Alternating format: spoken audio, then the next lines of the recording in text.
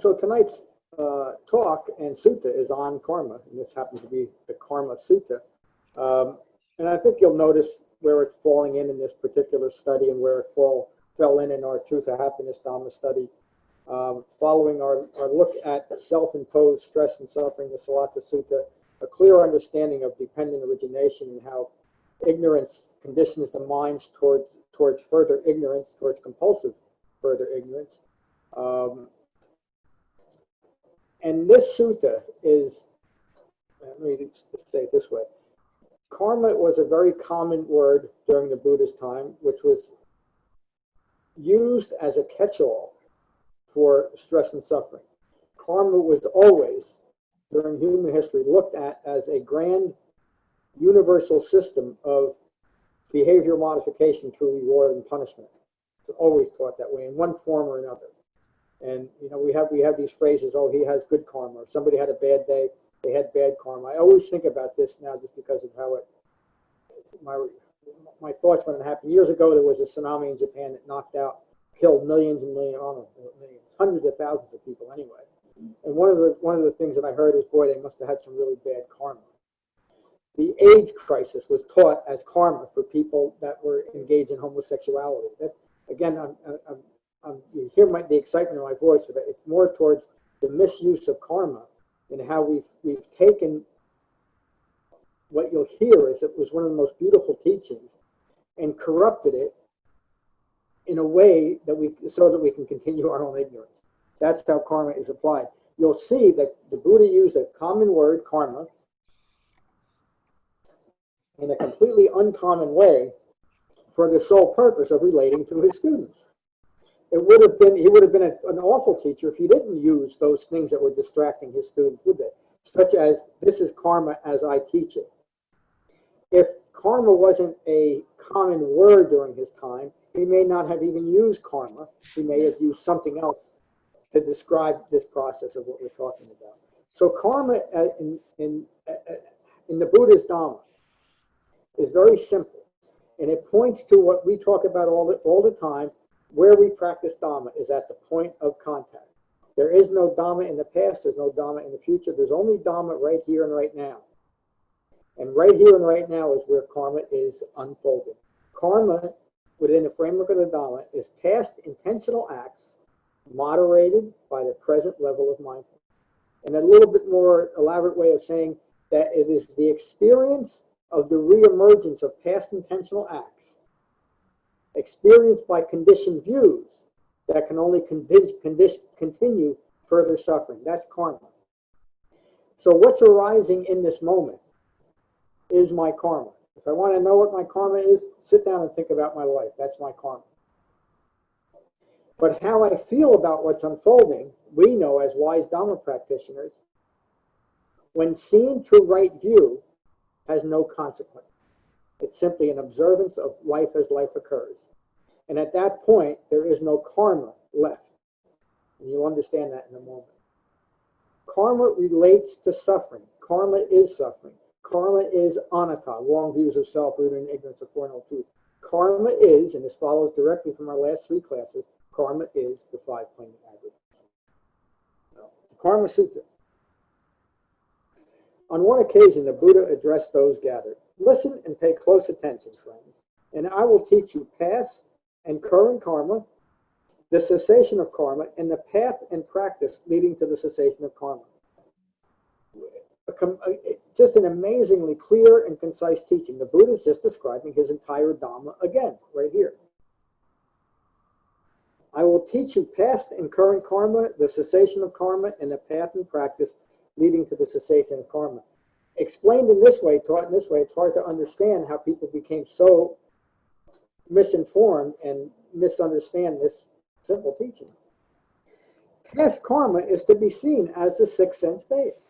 The sixth sense base are our five physical senses, and the sixth sense of consciousness, in this case, it's consciousness rooted in ignorance of Four Noble Truths. It's that type of consciousness that is interpreting what's coming into contact with the sixth sense base. Karma is the sixth sense base. What does the Buddha mean by that? It's a pretty powerful declarative statement. Karma is our senses. Now remember the qualification. Karma is the sixth sense base to a mind rooted in ignorance of Four Noble Truths. Can anybody... When you come in contact with the wrong view,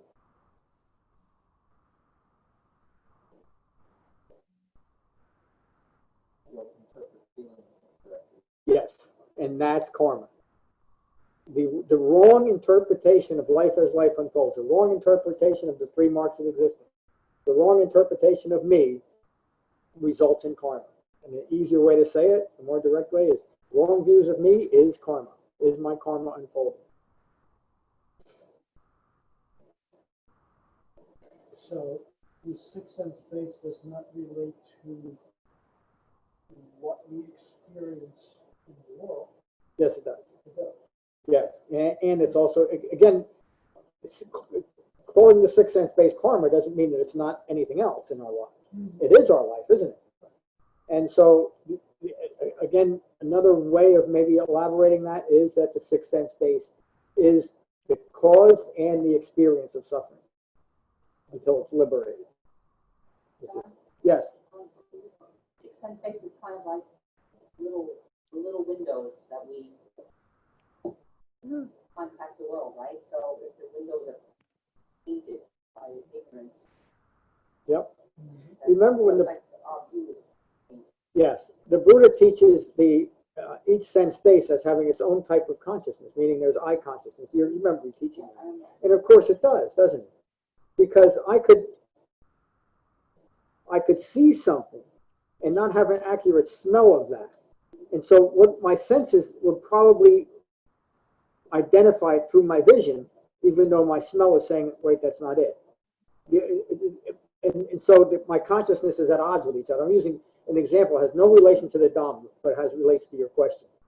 So it is then up to me to start using my other senses to interpret this. But if all of my senses are rooted in ignorance, I can only interpret something towards ignorance to fit that view. That's why my sixth sense base is karma, because it's creating the conditions for suffering. It's creating the conditions for further ignorance. Is that clear? Great question. Thank you. Karma is fabricated by intention, wrong intention, and experienced by sense contact. Again, karma is what's occurring right now if my mind is rooted in ignorance of Four Noble Truths, because I will interpret it through ignorance and create more suffering out of it. The sixth sense base is past karma.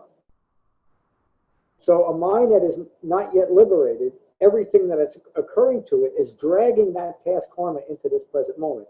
Then what happens to it? Current karma is fabricated thoughts, words, and deeds arising and passing away. And look at the sequence. In relation to the conditioned experience that's brought out from my past. Are you following me? And that experience that is carried from my past into this present moment is originated and maintained through the sixth sense base. That's why it's so important to understand where the Dhamma is practiced. Because I could have all the intention to awaken, but if my practice has me outside of my body doing something that is a speculative Dharma practice, there's no resolution. There can be no resolution. Because I'm now using a Dharma practice to maintain a completely troubled and confused mind. So is that because your ego is either trying to project itself into the next lifetime, or even if you're trying to, if you believe it's annihilation, it's also based on an ego self that is grounded in these accurate that aren't anything but arising and passing away. Exactly. So even to that mind, that would be aspiring towards nothingness or emptiness, which is true annihilation, isn't it? Which is something the Buddha didn't taught. But so that if your belief is that the culmination of my so-called spiritual practice is the establishment of emptiness, what's my karma? My karma is that thought. My karma is that thought that's directing the rest of my life towards achieving my goal of emptiness. That's my karma. And that was a perfect explanation, David, that you gave. It related related exactly to what we're talking about. So my karma is what's happening. If I'm disappointed in any way about my life, it's because I've made poor choices. And I've made poor choices based on a lack of understanding. All of that is undone or undoable through the Buddha's Dhamma. So it goes back to your teaching of the six properties, that you're simply that. That's it. And to do anything, as hard as it is, to accept that you're nothing more, that's where you're suffering from. That's karma. Yep. Just the thought that I need something more or less in this moment causes karma. In the sense, again, it's not karma as a reward and punishment. It's karma in relation to the Buddha's Dhamma, meaning we're continuing suffering. We're continuing ignorance. That's what karma is. Karma is a present moment unfolding of past intentional actions moderated by present level mindfulness, what I'm holding in mind. So a conditioned mind is always rehashing the past as an explanation and a description of what's occurring. Nothing is ever new in that way. There's nothing novel in the immediate moment, is there? That's why life is meaningless, because we're not living that life. We're trying to be more than a six-property person, and we've lost our minds doing so. That's karma. But we're not lost, and there's a simple and direct way out of it. That's why I think this is, again, one of the most brilliant sutras, because how simple and direct the Buddha describes the problem, taking information through something that is not able to process information correctly, my sixth sense base, creating a life out of that view, and then insisting that that's correct. That's karma. It's also ignorance, isn't it? So another way for karma, you could just say karma is the vehicle for continued suffering. But we get to drive the vehicle to wherever we want, turn it off, and get out. It's up to us. And the Eightfold Path is the way to turn it off. This is current karma. I started doing something new. I can't figure it out. I keep getting it to the window. This is current karma. Cessation of karma is the release from ignorance of Four Noble Truths and the three forms of stress and suffering of bodily, verbal, and mental fabrications. How could anybody be confused about what awakening is meant by the Buddha? That's it. This is the cessation of karma. The path leading to the cessation of karma is precisely the Noble Eightfold Path. Right view, right intention, right speech, right action, right livelihood, right effort, right mindfulness, and right meditation. This is the Noble Eightfold Path of practice leading to the cessation of karma. Another powerfully declarative statement. If you want to know what the Buddha's Dhamma is about, read that one line. You know what its purpose is, and you know what to do. Friends, I have now taught you past and current karma, the cessation of karma, and the Noble Eightfold Path leading to the cessation of karma, or dukkha, or suffering. Whatever any teacher would do out of true sympathy and compassion for their students, I love this line, I have done for you with this teaching. So that's a very powerful declarative statement that might not be as obvious as it is. Whatever any teacher would do out of true sympathy and compassion for their students, I have done for you with this teaching. Out of compassion for his students, he gave this teaching. He gave a teaching that was completely contrary to everything that everybody believed at his time, much like you're seeing here, and he did it for the most compassionate reasons. Not to declare that, guess what, everybody out there doesn't know anything about what they're doing. He didn't say that, because he didn't care about that. Siddhartha Gautama never cared about being recognized as the world's greatest whatever. He only wanted to live an awakened life, and that compelled him to teach an authentic Dhamma. And that's what he's doing here. Michael? Yeah, and that's the three marks of existence headline. Yes, yes. So the three marks of existence are all part of that. Dukkha, anatta, karma, the five clinging aggregates, the sixth sense base. They're all aspects of dukkha. In fact, you could say dukkha is the overarching term that includes all those other things. The Buddha continues, don't be mindless. Don't be foolish. Do not fall into regret for not developing the Dhamma. Over there are roots of trees and empty huts. Establish seclusion, meaning establish jhana, and practice jhana. This is my teaching to you.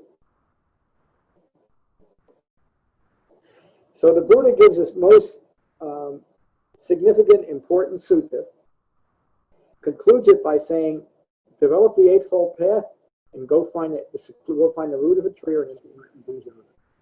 And in that way we awaken. We end all karma. I was going to call on Mary Beth first, and she snuck out. So, Jane, how are you? I'm fine, John. How are you? I'm good. It's good to hear you. I was going to almost say good to see you, but it's good to hear you. I'm incognito tonight. No, I enjoyed the teaching. I just love the fact that, you know, anybody can explain why something is happening, but to give, you know, a way to end the suffering, that's the key part. Yep, and that's a significant difference between what the Siddhartha taught. Thank you, Jane. Josh, how are you tonight? Good, John. Hello, everybody. I'm just going to listen tonight. I'm glad you joined us, my friend. Tim, how are you? Hello, everybody. Good. Good to see you. This is such a nice sutta. You know, the Buddha is so almost like he's really giving people a lot of enthusiasm. Yeah. In this, and because of the complexity, the quickness of karma, of how it develops so quickly. Yeah. I love the line. I think it may be in your notes, John, actually. But I think it's Buddha's words from a different sutta where he says, I am the owner of my actions, heir to my actions. I am born of my actions and related through my actions. My actions will determine the fortune or misfortune in my life.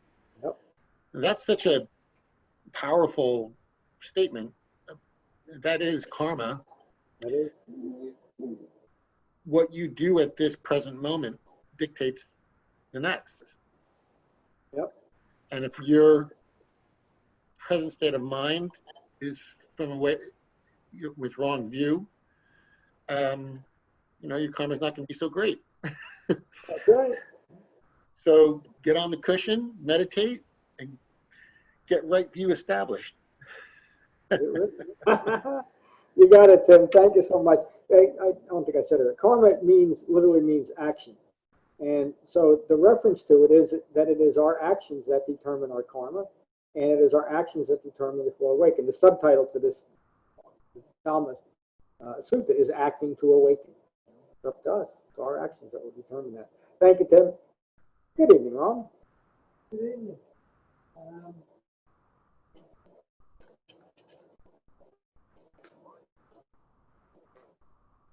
It's interesting to see this sutta, how the differences, how he almost uses karma and dukkha as the same thing. Yes. Because, he basically runs through Four Noble Truths with karma instead of dukkha. Yeah. But you pointed that karma is the vehicle for suffering.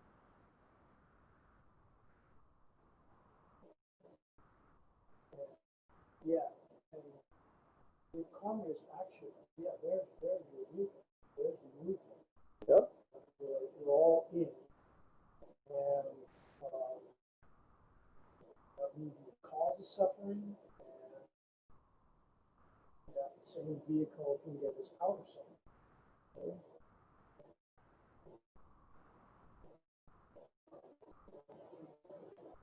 Yeah, it's nice. It's so clear.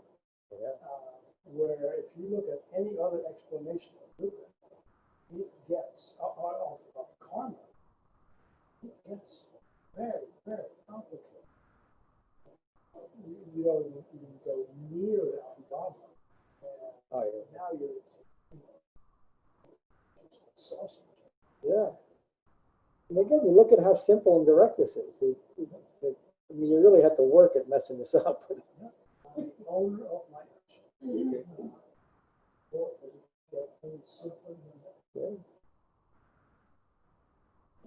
Thank you. And you can also see why it was done, why karma was made to be like hell or purgatory. I mean, that's the knee-jerk reaction to any of this. That there has to be. It takes the responsibility away from you. Yep.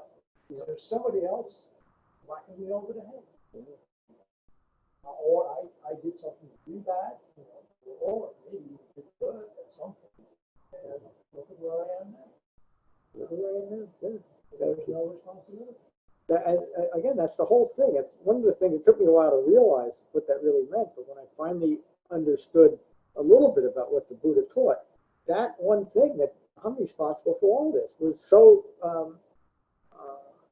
inspiring and enervating, and I think it's what keeps all of us going too. Is that I'm smiling a little bit because I found a new mode called different ways of looking through this, and this one.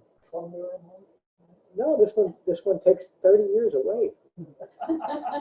No, it's hard to describe. It's called bioptic, so I can focus on Ram's head, but it's blown up in the screen underneath here, and it also allows me to see more of the room, which is one of my complaints. When I first started using this, the field of view seemed so narrow, but I didn't know how to use it yet.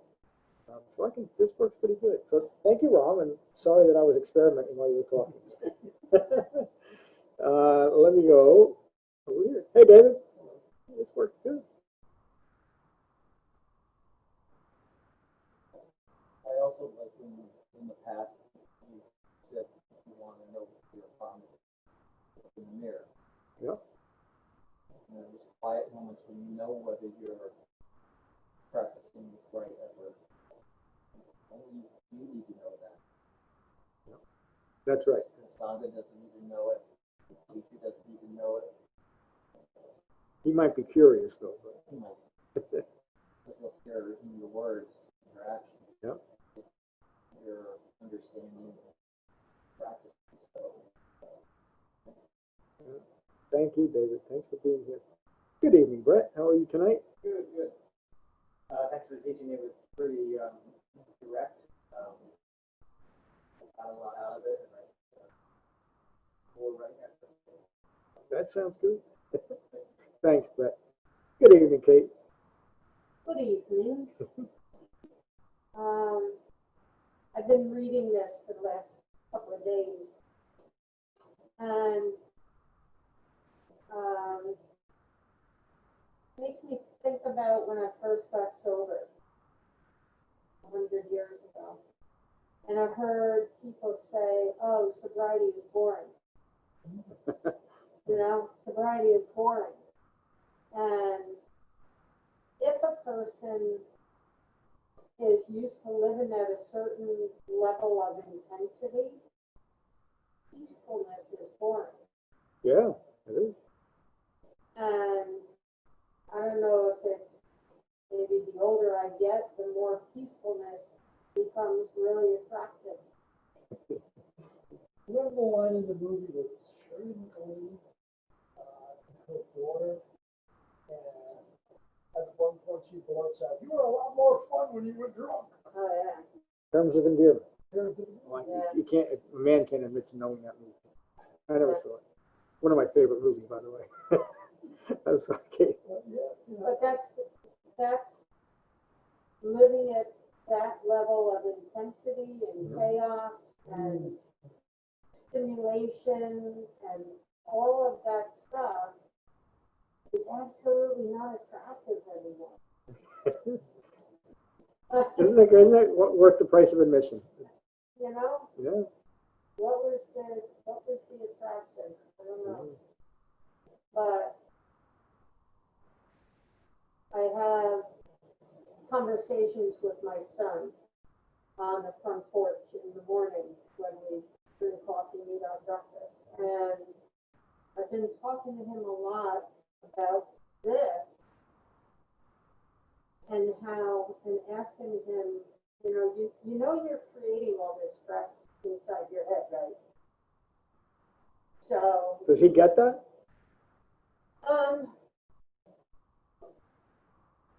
To a certain extent.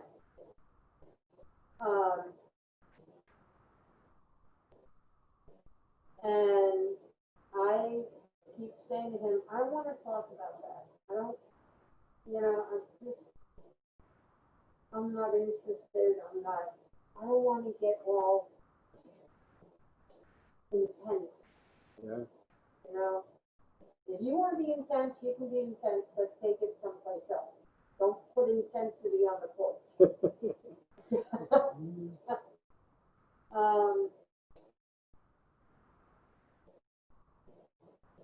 I'm just really appreciating what I'm learning.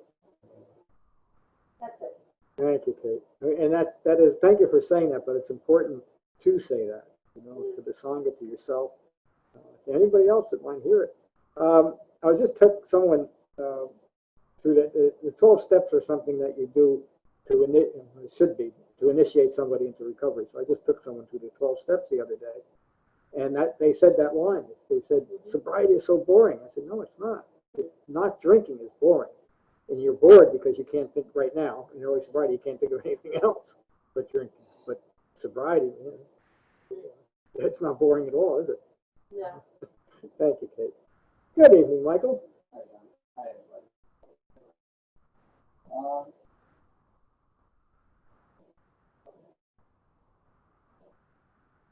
I'm understanding how to think. I look at it as Dhamma is it's karma is the not self, not. So understanding again what we are not. Most important in understanding the different concepts that come up that we've learned and introduced us to.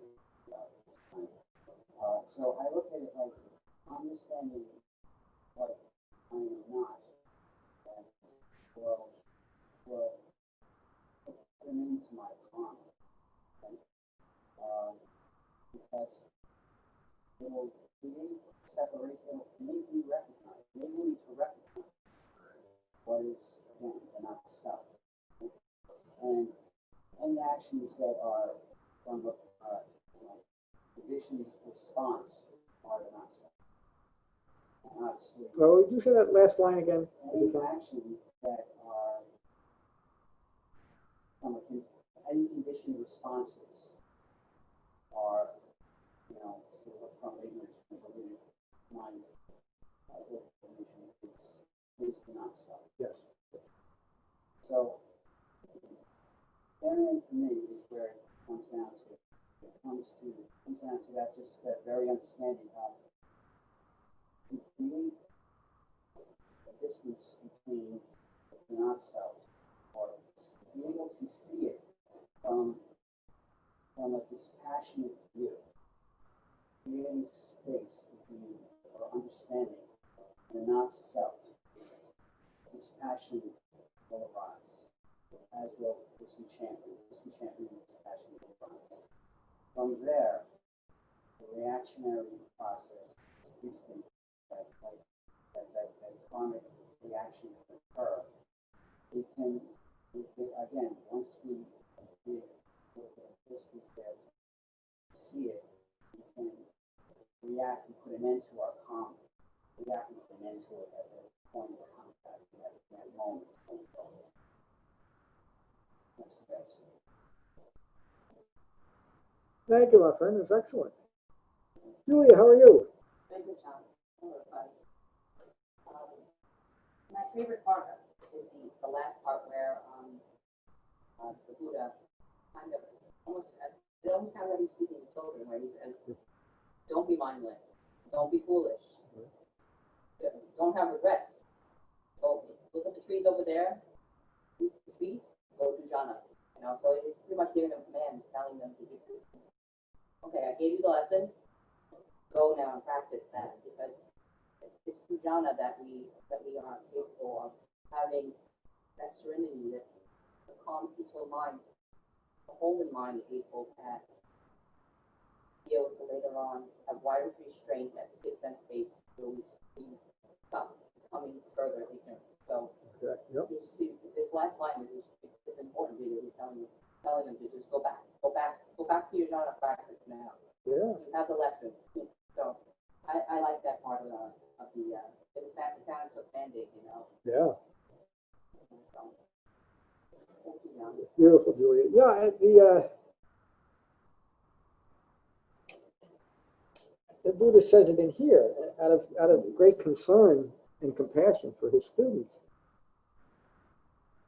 He teaches in that manner. He teaches in a very direct, put these back on just when he's talking, in a very direct,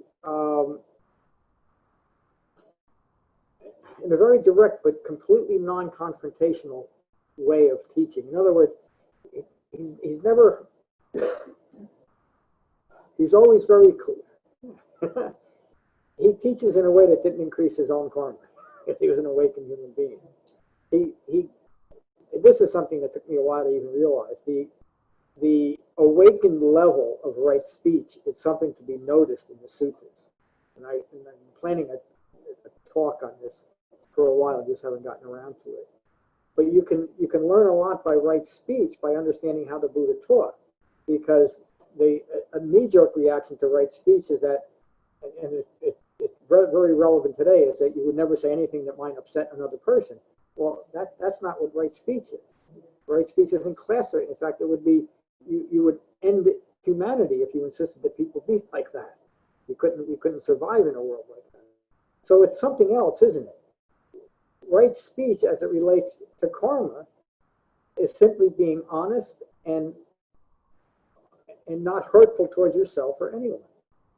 And if you maintain that aspect of right speech, right action will follow, acting to awaken. And again, I think what I'm really trying to do, and I hope I'm doing a decent job of it, is to explain that I do too many things, the utter simplicity of the Buddha's Dhamma, because it is right here. And it's what we talk about. This sutta happens to reinforce that central theme that we awaken right here, right now, with the mind united in this body, recognizing ignorance recognizing and abandoning ignorance as it arises and passes away. Tim brought up something a few classes ago now about the reconciliation of the Dhama. This is where it is. This is where you look for reconciliation, is right here, right now, and as the Buddha said, through the Eightfold Path. Nothing could be more simple or direct than the sutta. The one thing I mentioned to everybody else, I don't think Michael and Julie might have heard it, the Wand weekend is off. Did I say that earlier? Jane, are you hearing this? Yes, I couldn't come anyway, so. Okay. Well, that's why it's off, because you weren't coming. So. Oh, gee. Now, the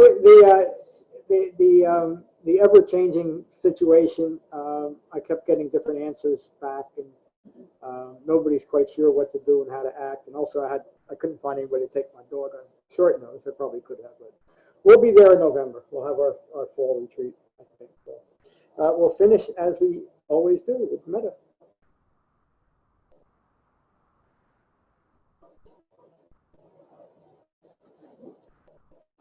These are the Buddha's words on metta from the Karaniya Metta Sutta.